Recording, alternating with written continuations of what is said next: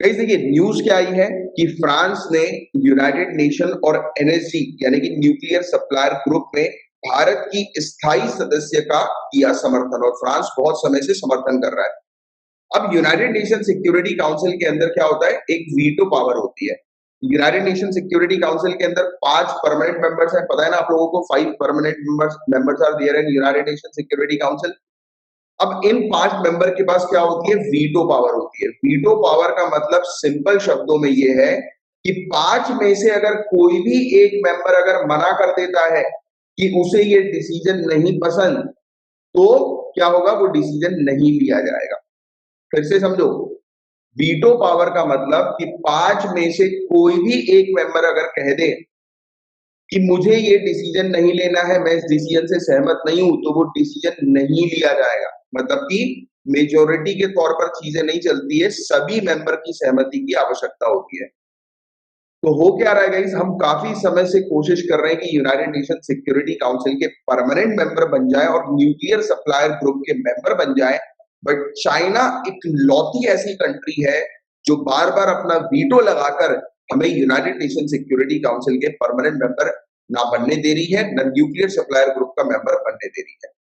तो इसी को लेकर एक छोटा सा टॉपिक है, इसी पर ही हम लोग चर्चा करते हैं कि फ्रांस ने हमारे ऊपर फिर से सपोर्ट किया कि यूनाइटेड नेशन सिक्योरिटी काउंसिल के अंदर हमारी परमानेंट मेंबरशिप हो और इंडिया की एंट्री न्यूक्लियर सप्लाई ग्रुप में हो जाए। और इस डिमांड को ऑलरेडी 5 परमानेंट मेंबर जो यूनाइटेड नेशन सिक्योरिटी काउंसिल की है, उनमें से 4 मेंबर ने सपोर्ट किया है। एक लौती चाइना ही है जो बार बार अपना वीटो लगा के क्या कर रही है, हमारी एंट्री को जो है वो बार कर रही है। Why India deserves a permanent seat at United Nations Security Council and Nuclear Supplier Group? क्यों इंडिया को जो है वो परमानेंट सीट मिलनी चाहिए, राइट, संयुक्त राष्ट्र सुरक्षा परिषद में और परमाणु आपूर्तिकर्ता समूह में? क्यों भारत को स्थायी सदस्यता जो है इसके दावे का आधार है? अब देखिए, बात को ध्यान सुनना। इंडिया एक फाउंडिंग मेंबर हम लोग को यूनाइटेड नेशन की देखने को मिलती है, राइट। इंडिया फाउंडिंग मेंबर है यूनाइटेड नेशन की। इंडिया जो है अभी तक मल्टीपल टर्म्स में इलेक्ट हो चुकी है 2 साल के नॉन परमानेंट मेंबर की सीट के तौर पर। इंडिया ऑलमोस्ट जितने यूनाइटेड नेशन के पीस कीपर्स हैं, United nation peace keeping mission के बारे में आपको पता होगा, दुनिया भर में जहां पर भी कोई भी क्राइसिस होता है, कोई भी विवाद होता है, कोई भी डिस्प्यूट होता है, इशू होता है, तो ह्यूमैनिटेरियन एड के पर्पस के लिए, मानवता की सहायता के पर्पस के लिए दुनिया भर से सोल्जर जो है वो जाते हैं, दुनिया भर से फोर्स जो है वो जाती है। तो इनमें से सबसे ज्यादा फोर्स हमारी है। इंडिया सबसे ज्यादा सोल्जर्स को भेजता है दुनिया भर में लोगों की सेफ्टी और सिक्योरिटी के लिए। तो पीस कीपर हमारी तरफ से सबसे ज्यादा जाता है। और इंडिया जो है वो लार्जेस्ट डेमोक्रेसी और सेकंड मोस्ट पॉपुलस कंट्री है, सबसे ज्यादा आबादी दूसरे नंबर पर हमारे यहाँ है। और काफी सारे साइंटिस्ट रिसर्चर्स का ये तक कहना है कि 2030 के बाद से हम चाइना को जो है वो सरपास कर देंगे, चाइना को से जो है वो आगे आ जाएंगे, उसको ओवरटेक कर देंगे और सबसे ज्यादा आबादी जो है वो हमारी होगी। और इंडिया जो है ऑलरेडी आपको पता है कि न्यूक्लियर वेपन स्टेट बन चुकी है 1998 में। और इंडिया इवन अगर हम बात करें थर्ड वर्ल्ड कंट्रीज के तौर पर, इंडिया एक अनडिस्प्यूटेड लीडर के तौर पर आती है। नॉन अलाइन मूवमेंट, जैसे कि आपको पता होगा, एक समय था जिस समय यूएसए और यूएसएसआर गुट में जो है वो बढ़ गई थी सभी कंट्रीज, कुछ यूएसए का सपोर्ट कर रही थी, कुछ यूएसएसआर का। हमने दोनों का सपोर्ट नहीं किया और नॉन अलाइन मूवमेंट हमने क्रिएट कर दिया नाम, और उसके लीडर के तौर पर हम लोग सामने आए, राइट। तो ये कुछ चीजें हैं इसके तहत, मतलब ये पॉइंट्स हैं जिसको आपको थोड़ा सा ध्यान में रखना है मेंस के पॉइंट ऑफ व्यू से, कि इसके तहत जो है वो इंडिया को मेंबरशिप मिलनी चाहिए यूनाइटेड नेशन सिक्योरिटी काउंसिल की। अब बात करें न्यूक्लियर सप्लायर ग्रुप की, तो 48 मेंबर का है ये न्यूक्लियर सप्लायर ग्रुप। ये एलीट क्लब है कंट्रीज का जो कि डील करती है न्यूक्लियर टेक्नोलॉजी और फिसल मटेरियल। फिसल मटेरियल कौन सा मटेरियल होते हैं? एटम्स, जिसका इस्तेमाल जो है वो न्यूक्लियर फ्यूजन में किया जाता है।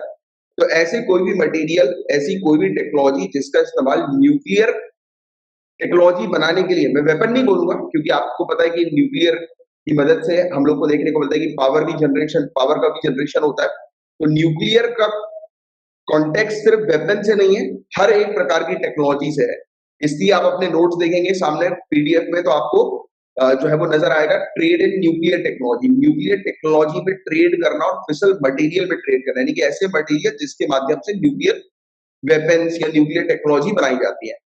तो आपको क्या चीज समझ में आई कि न्यूक्लियर सप्लायर ग्रुप, वैसे तो आपको नाम समझ में आना चाहिए न्यूक्लियर सप्लायर ग्रुप, ये ऐसा ग्रुप है जिन कंट्रीज के पास, ग्रुप ऑफ कंट्रीज के पास क्या है, न्यूक्लियर टेक्नोलॉजी है, राइट, और वो इतने सक्षम है कि वो इस टेक्नोलॉजी में डील कर सकते हैं दूसरी कंट्रीज के साथ भी।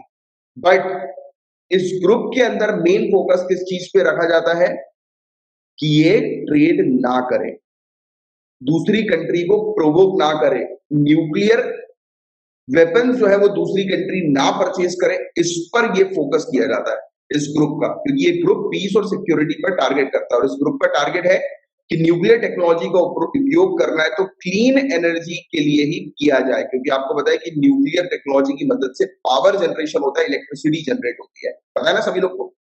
ये लाया गया था 1974 में, जब इंडियन न्यूक्लियर टेस्ट स्माइलिंग मुद्दा जो है वो किया गया था उसके रिस्पॉन्स में।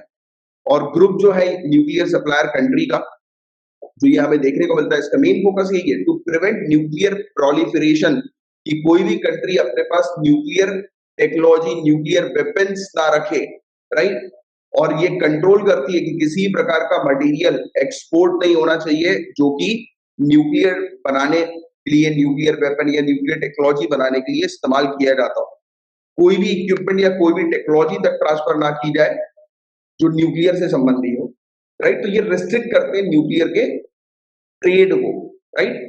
देखो नाम तो आ रहा है कि न्यूक्लियर सप्लायर ग्रुप, ऐसा लगेगा कि ये न्यूक्लियर टेक्नोलॉजी सप्लाई करती है ग्रुप, बट एक्चुअली ये उसका अपोजिट है, तो ये फैक्ट ध्यान में रखना। न्यूक्लियर सप्लायर ग्रुप जो है वो पहली बार मिली थी 1975 में, इसकी मीटिंग हुई थी लंदन में, और इसलिए इस ग्रुप को लंदन क्लब के नाम से भी जाना जाता है, तो ये लंदन क्लब की आप ध्यान में रखिएगा।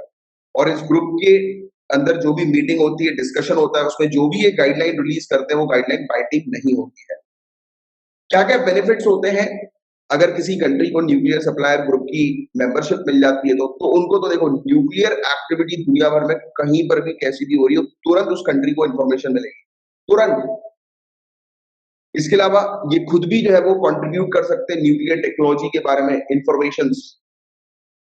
ये कोऑर्डिनेशन और हार्मनी के तौर पर जो है वो काम करते हैं कि पूरी कंट्रीज के अंदर, पूरी दुनिया में कहीं पर भी न्यूक्लियर का गलत उपयोग ना हो, तो उस तरीके से अपना रोल जो है वो आगे बढ़ा सकते हैं, पुट कर सकते हैं। और ये हम लोग को देखने को होता है कि बहुत ट्रांसपेरेंट प्रोसेस इसकी हम लोग को नजर आती है, और काफी सारी कंट्री जो है वो न्यूक्लियर सप्लायर ग्रुप की मेंबरशिप के अपोजिशन में है, जैसे कि हमें मेंबरशिप नहीं मिलनी चाहिए, इंडिया को मेंबरशिप नहीं मिलनी चाहिए, तो उनमें से चाइना ही है बस।